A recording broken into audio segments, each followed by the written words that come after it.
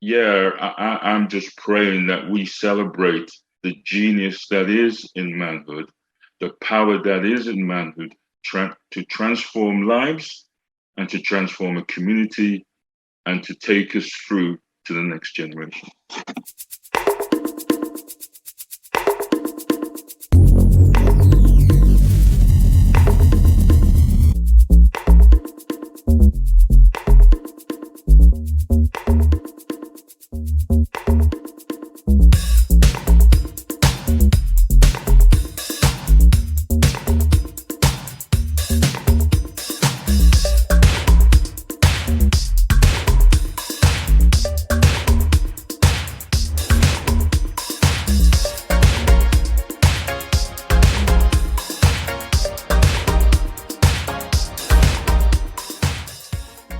Hi, and welcome to another edition of King Crush Thursday, the series where we highlight and uplift Black men, because frankly, not too many people are doing it. My name is Val Gay, and I am super excited to bring this brother to you today. I have a friend that says that folks like him came all the way across the pond via Zoom to speak with us today. He is an award-winning poet. He's Jamaican by birth, but he is a British citizen, lives in Britain. In fact, he is the former poet laureate of Birmingham, Britain. And he is, or England, I should say. And he is a committed youth worker and a published author. His book titles are down in the bio, so I please hope that you will check out his books, buy them, support him, and please join me in welcoming my brother, Mr. Roy Mcfarlane. Hi, Roy. Hi there, Val. Thank you very much for inviting me. It's a pleasure to be with you. Oh, thank you so much for being here. It is all my pleasure to be here, and soon our audience's pleasure to hear from you. I'm so grateful that you are a part of this narrative, which is to bust open or shine a light on the fact that of two things. One, that the narrative that we have, the prevailing narrative that is in the media or in society about Black men is so narrow and is a myopic view of what Black manhood is or Black community is. And then two, to shed a light on the great diaspora, if you will, and diversity among Black men, and that more Black men are responsible, are all the things that we don't get to see, that I know that exist, that you know exist just by your very existence. And so and ultimately we want this forum to be able to inspire perhaps a young king who may or may not have positive Black male role models in his life. He can go to this repository of the same 6 questions that we're asking all the men and look at 100 different answers and hopefully find guidance in himself in those answers. And then for the rest of us who are neither male or even Black, for us again to get just a little peek into this underappreciated, viewed, if you will, community of Black men. And so with that, I'm so grateful that you are a part of this narrative. And I want to get started with the first question, which is, what does manhood mean to you? Okay, manhood. It's kind of such a big, vast landscape. And like you say, oftentimes, and especially with Black men, that kind of manhood can be so tunneled in the idea of masculinity, being strong, being physical, etc.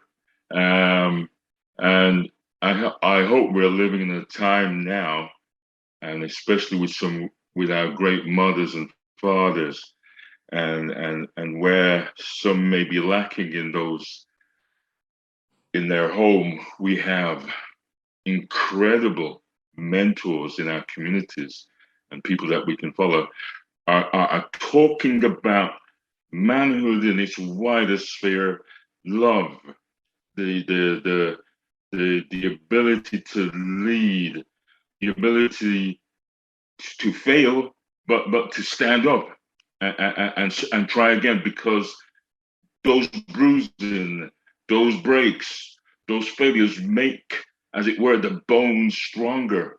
And so let's not be afraid to fail.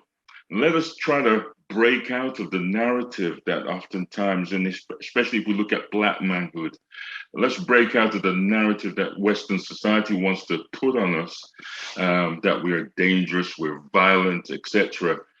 But again, that we are all these things in our manhood, that we are, and I really want to specify on love, because oftentimes, and I won't remember half of the bell hooks reading that I've read over my lifetime, but she stipulated on that aspect of love within our communities, that we need to transfer from generation to generation, because boy, have we been devoid of love, have we been hit upon and hated upon.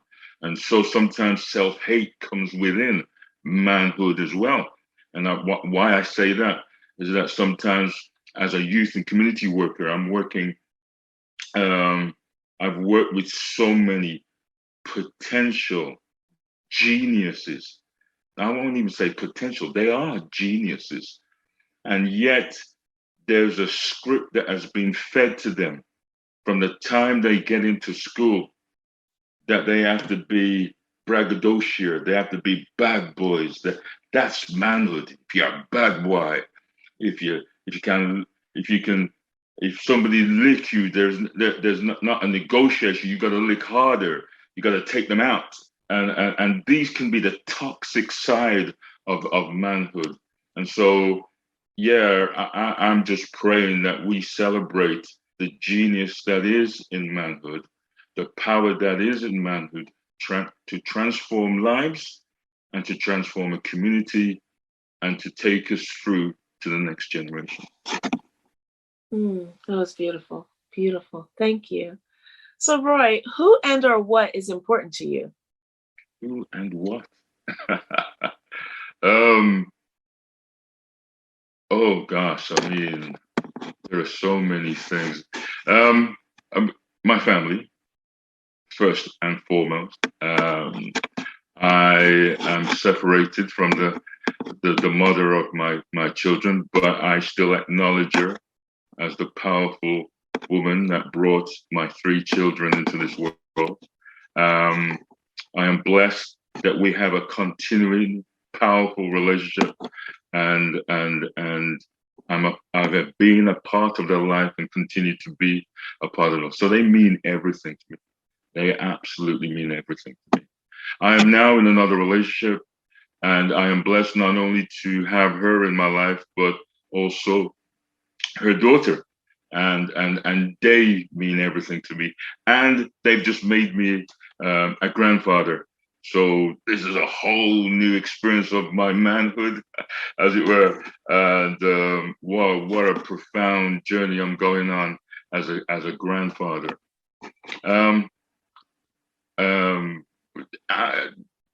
My community, and I'm an author, as you said. Like for example, Living by Troubled Waters, which has just recently come out about a month ago.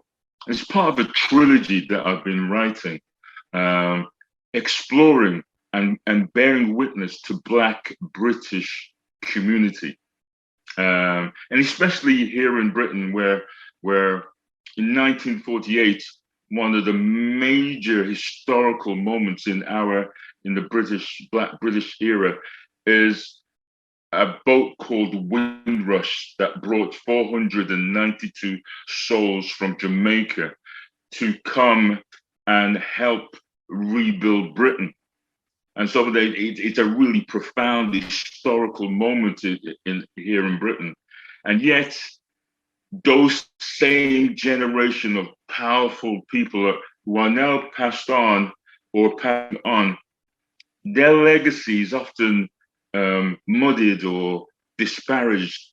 Sometimes the government has created what we call a hostile environment, where excuses are made if they can't prove who they are. after being here for 70, 80, 90 years. Sorry, they would have, their age 70, 80, 90, probably been here for 50, 60 years. And yet now they have to prove who they are, that and oftentimes they're sent back to Jamaica or the Caribbean.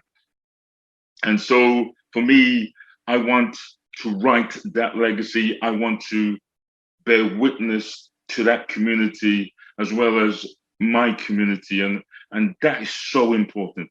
The whole idea of that, but equally the Black diaspora, the African diaspora. If we don't take care of that, if we don't sing it out loud, if we don't research, if we don't bear witness, I'm not waiting for the Western world to give us the praise. We have got to find those stories and celebrate those stories and keep on telling those stories. So at this moment, those are probably the most key things in my life. There are many, many more. I'm spiritual. I wouldn't call it God, because we can give him so many different names, but whether it's God, Mother Nature, whatsoever the name we want to give, I acknowledge one thing, that there's something greater than I am, that keeps this world spinning, that gives me breath. And I want to acknowledge that too. And I think it's important as a Black people. And I think our survival, when we look at the Middle Passage, when we look at the enslaved Africans, spirituality, I believe, is the thing that has brought us this far. I hear you. Excellent. Thank you. Thank you for that. And I did not know about 1948 in Britain. And so I can't wait to read your book, because I really want to learn more about that and to honor them. And I can't imagine how traumatizing it would be to be sent back to a place that's no longer your home when you've helped to build a new home for other people. Absolutely. So thank you for that. Thank you for your work. And that brings me to question 3, which is, how do you want us to see you? That's a lovely question.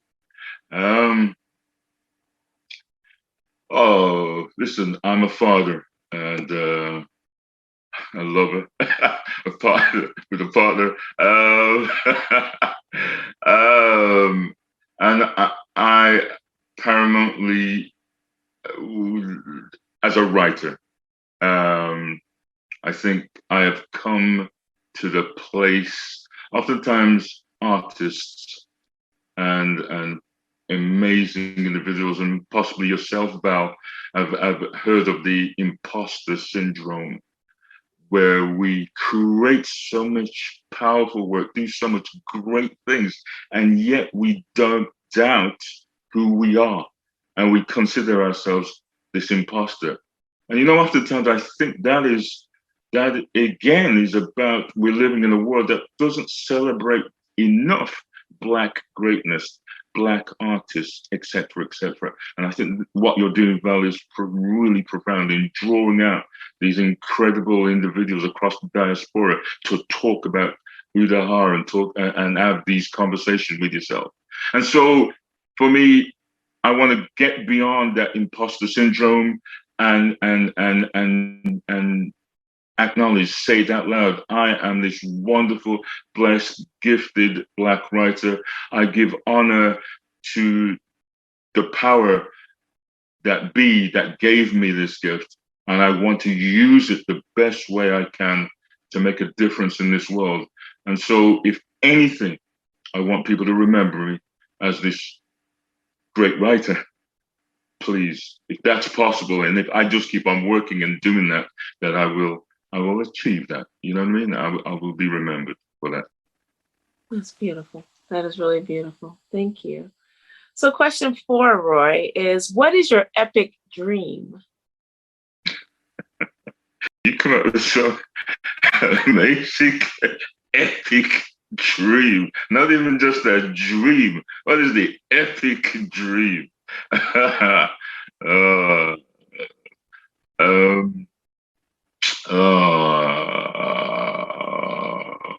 Well, one of my epic dreams, I guess I've always wanted to leave a legacy, right? And that legacy is in the sense of my children, that they become these empowered, incredible individuals that have uh,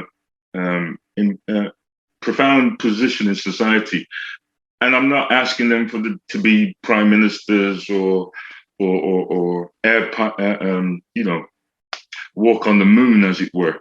Um, but I want them to have a foothold in society, that even if it's the smallest thing that they do to them for their neighbor or for someone who's fallen, I've left a legacy, because I've got a generation of young people that will do something that makes a difference to the world around them.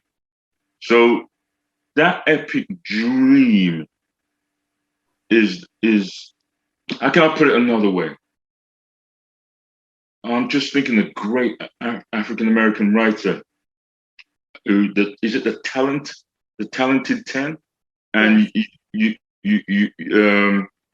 you give one, and then that person would give to another 10, and again you give to another 10. So whatever you had, you passed it on, kind of thing. I think it was either Du Bois or the other gentleman that I'm thinking about. I'm sure it was Du Bois, about the talented 10.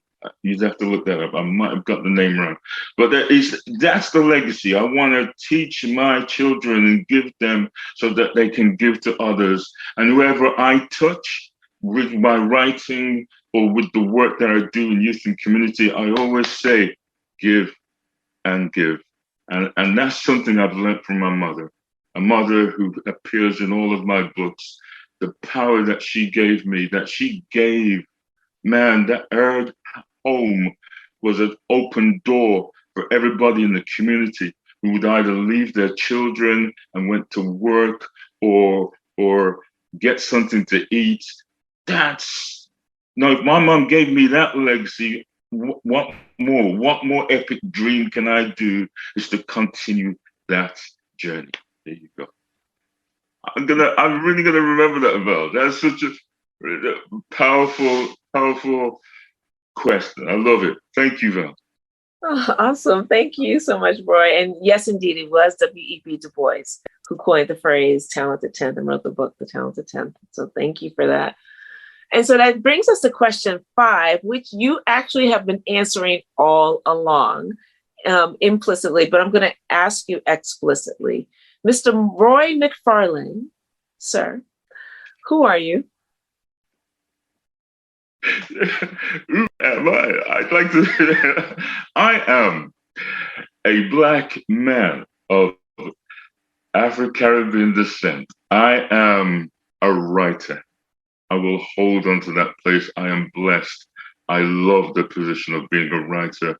It has taken me to Philadelphia and many other places, which I don't think any other gift that I have would have taken me to so many places.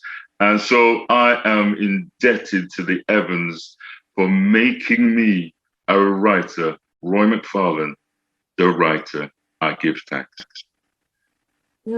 That's beautiful. Awesome. Excellent. So here we are already at question 6, which is there anything I should have asked you that I didn't, or you wanted me to ask you that I didn't? In other words, what did I miss?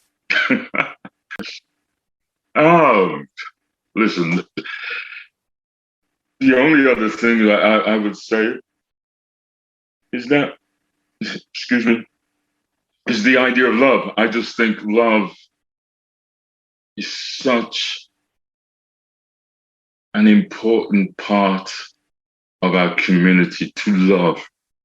And I can't say it enough. In the smallest action that you do, in, when we gather together, when we ring somebody to see if they're okay, when we go next door to see if they're okay. We're living in a period of time now. And I know America has just gone through the midterm election and things like that, that our leaders, and we've got our problems here in Britain, are quite happy to stoke up hate to get into positions of power. They're quite happy to divide us, to find a seat in the Senate or wherever they're trying to find their seat. Our peace, our ability to live with one another is at, if ever it's at a crisis, it is now. And we have got to ignore the lies, the conversations that are being put to us here in Britain. And I say about Britain as well as America, Britain are so quick to condemn and put up borders for people that are migrating here, who are running from wars, who are running from persecution, who are running from famine. All these things that are often caused, whether by climate crisis, whether by the Western society getting involved in Africa and Asia, causing all these wars and things like that. And now they're running over here, and we suddenly want to put up walls. And in putting up walls, we start to call things an invasion, and call them inhumane words. And again, you know that in America about the Mexican border and things like that.